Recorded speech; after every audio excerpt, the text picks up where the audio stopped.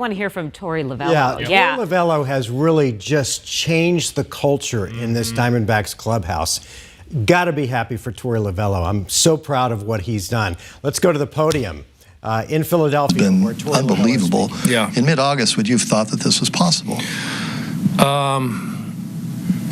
To be totally honest, no. I thought that was the area of our team that needed a little bit of a bump.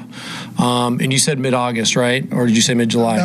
Mid-August, right? A little bit of a bump. We got guys, we got the pieces, but they hadn't yet shaped or formed. And it took a little time for us to understand what the new roles were and how people were going to be used. And I think once they got to that point where Paul was locking down that ninth and we were filling it in with Kevin, and at the time it was Kyle Nelson, because Andrew Saul Frank wasn't here yet, and then we picked up Thompson. It was one thing after another that fell into the right place, and once they got their roles, they took off.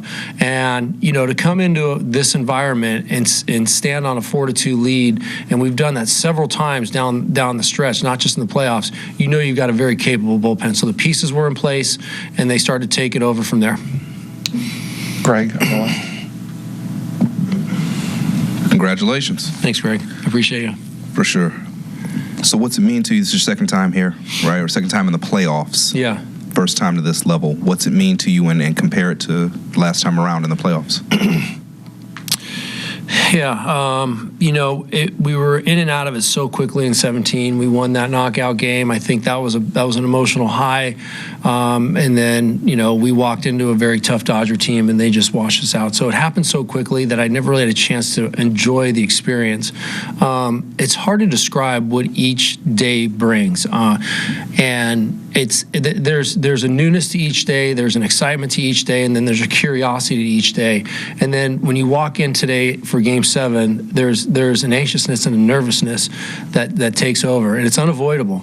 But as I was watching the guys practice and get into their day, I started to feel a little bit more calm about where we were heading, and I knew they were in a good spot. But the days are cloudy. It's hard for me to separate days.